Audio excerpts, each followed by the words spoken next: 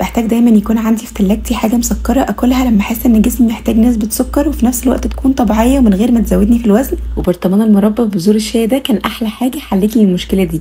مربى طبيعيه من غير سكر، مشبعه جدا، وكمان بتتعمل في ربع ساعه بس. ودي تالت وصفه هعملها معاكم في سلسله وصفات صحيه مش ممله. اول حاجه هنحتاج نص كيلو فراوله ننضفها ونشيل الجزء اللي فوق بتاعها كويس ونحطها في حله على النار. شويه كده هتلاقوا الفراوله بدات تنزل الميه اللي فيها وطريت. هنبدا بقى وقتها نهرسها باي حاجه، شوكه او هراسه، لحد ما توصل بالشكل ده. لما تغلي هتلاقوا كده الفراوله عملت من فوق رغوه بيضه. بالمعلقه حاولوا تشيلوا الرغوه دي على قد ما تقدروا. هنضيف عليها معلقه كبيره عصير ليمون ونغطيها ونسيبها تغلي تقريبا لمده 10 دقايق.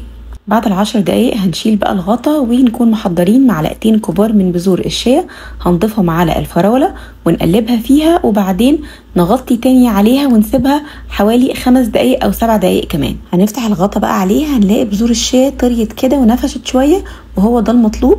وقتها هنضيف العسل بتاعنا وهو ده هيبقى مصدر التحلية. نص كيلو الفراولة احتاج معايا ربع كوباية من العسل الابيض عشان اوصل للطعم اللي انا بحبه، وانتوا حطوا كمية العسل حسب ما انتوا عايزين. هنسيب بقى الفراولة لحد ما تهدى خالص قبل ما نحطها في برطمان. البرطمان يكون متنضف وبتنشف كويس. تبرد بقى خالص وبعدين تدخلوها التلاجة وبالهنا والشفا.